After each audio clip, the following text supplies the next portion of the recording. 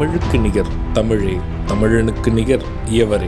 2 அடியில் நம்மால் எதுவும் செய்ய இயலாது என்று எண்ணும் மனிதனிடத்தில் 2 அடி குரலில் எதையும் நம்மால் செய்ய முடியும் என நம்பிக்கையை ஊக்குவித்தது திருக்குறள்.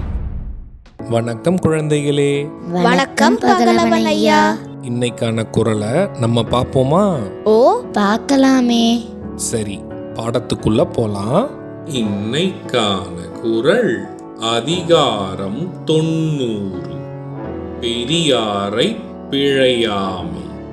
குறள் எண் 897. வகைமாண்ட வாழ்க்கையும் வான்பொருளும் என்னாம் தகைமாண்ட தக்கார் செறின். ஐயா, நீங்க சொன்ன இந்த குறளோட பொருள் என்ன?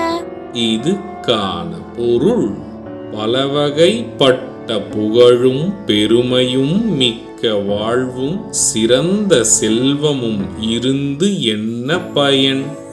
அவை பெரியோர் கோபத்தை ஒருவன் சம்பாதித்து கொண்டால் அவர் விரோதத்தால் அழியும். இதுக்கு ஒரு உதாரணம் சொல்லுங்களேன்.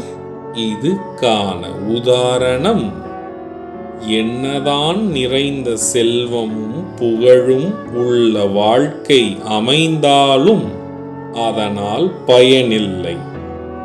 பெரியவர்களின் ஆசீர்வாதங்கள் இல்லை என்றால் அவை அத்துணையும் ஒரு நாள் அழிந்து போய்விடும். நான் சொன்னது உங்களுக்கு புரிஞ்சுதா தீரன், இலக்கியா? நல்லா புரிஞ்சுது ஐயா. இனி இந்த குறள் எங்களுக்கு மறக்கவே மறக்காது. சரி பசங்களா, நாளைக்கும் இதே மாதிரி சுவாரஸ்யமான குறளை பார்ப்போம். நீங்க வீட்டுக்கு போன உடனே என்ன பண்ணணும்? இன்னைக்கு நாங்க படிச்ச குறளை அப்பா அம்மா கிட்ட சொல்லி காட்டுவோம்.